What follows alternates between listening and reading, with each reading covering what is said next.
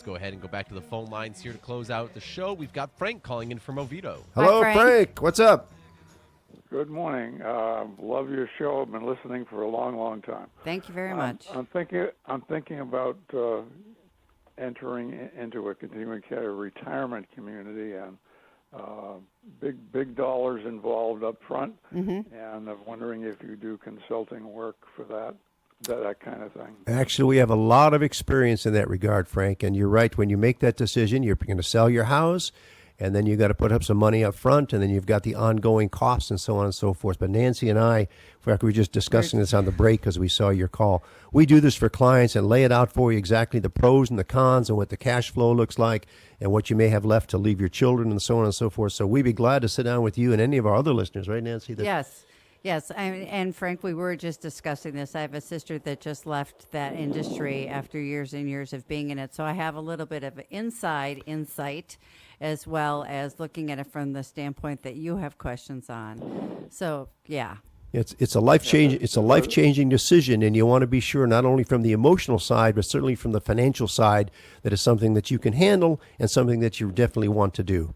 And Frank, we know people that are in various different communities around town, so we can give you a little bit of insight that we've learned from our friends and clients in the various different places, depending on where you're looking at. Okay. Well, I've talked to Gary in the past, just as a quick review of my IRA, and so I'm familiar with it. I'm familiar with the company. Okay. So one of the key things is that there's a half of the buy-in fee becomes a tax deduction. Right. Yeah. The year you go in, and that is most people can't use it because they don't have enough income. Right. So, yeah, if you got some money in your IRA, you can suck out some money out of that and get it tax-free. Yeah. Yeah, what I'm going to do is take the money out of there and just move it to a Roth.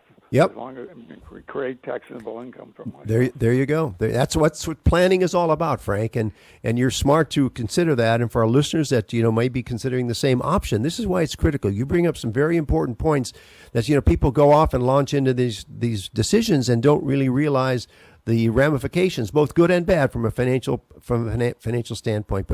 But as our previous caller, Doug, said, we're upfront about the fee that we charge. We think it's reasonable, but it keep you from making some big mistakes.